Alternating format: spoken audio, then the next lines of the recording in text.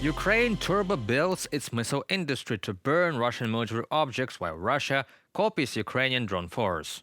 Moldova stands on the verge of energy crisis as the Russian-occupied part of the country runs out of gas. These topics in our today's episode. Let's go. Ukraine is accelerating the development of rocket drones, a hybrid weapon designed to function as a cost-effective alternative to cruise missiles. These innovative UAVs are being deployed to fill gaps in Ukraine's arsenal, reduce reliance on Western-made ranged weapons, and bring a fresh dynamic to the battlefield. President Volodymyr Zelensky has made the production of long-range distance UAVs a top priority for 2025. He announced plans to produce 30 Southern drones and 3 Southern missile drones within the year, unveiling the Peklo and Polyanitsa missile drones which have already been deployed by Ukrainian forces. Rocket drones represent a new category of weaponry, combining the affordability and versatility of UAVs with the speed and impact of these missiles. These drones are equipped with jet motors, enabling them to get the speeds of up to 800 km an hour, significantly outpacing traditional long-range drones and even Iranian-made Shahed drones, which max out at around 300 km an hour. Ukraine's rocket drones offer an economical solution to modern warfare.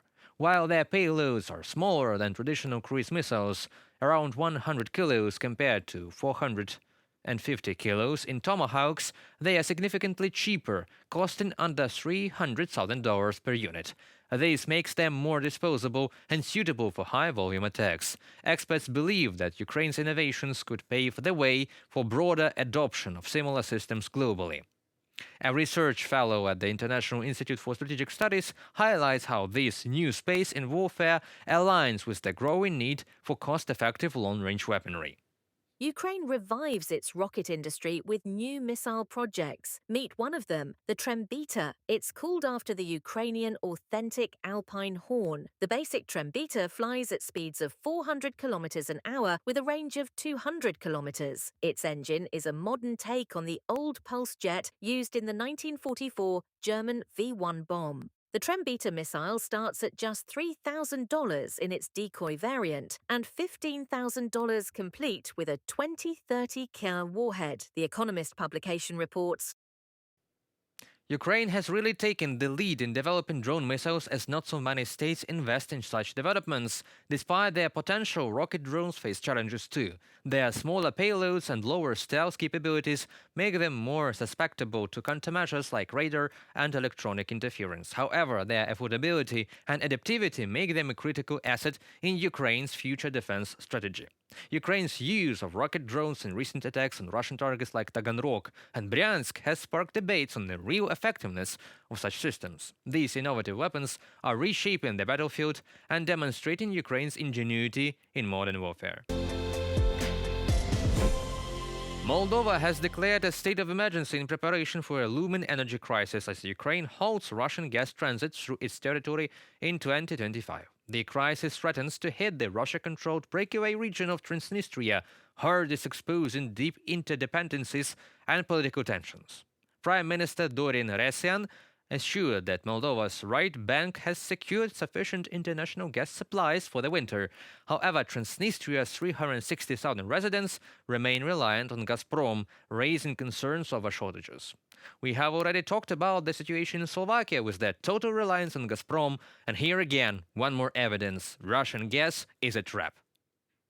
Transnistria is a Russian-occupied part of Moldova that still lives in the realities of some Soviet Union, and Russian army is stationed there up to this day. Imagine this.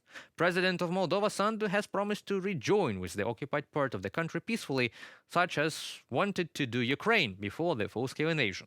Transnistrian authorities declared an economic emergency on December 6, with citizens stockpiling essentials amid fears of a harsh winter.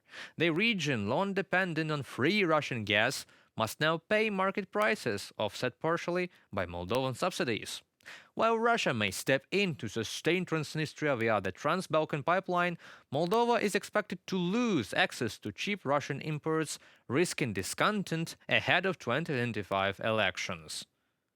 Moldova, and especially the country's breakaway region of Transnistria, will be hit the hardest. following the end of the decades-long Moscow-Kiev agreement to transit gas via Ukraine. Paula Erizanu, journalist and expert in the topics related to Moldova and Romania on X social network.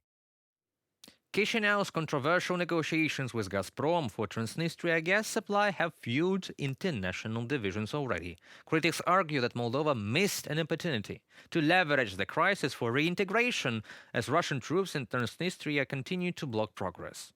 Amid escalating tensions, Russia accused Moldova of planning military actions in Transnistria itself, claims dismissed by Moldovan authorities as disinformation aimed at sowing panic and diverting attention from the real energy crisis. And these were all the topics for today. I really wish you to have a happy Christmas and a calm evening today. Remember that it is your support, likes and shares and subscription to the channel that is supporting to us to help us deliver news of the free world to you directly from Ukraine. Stay safe, happy, and don't let propaganda win.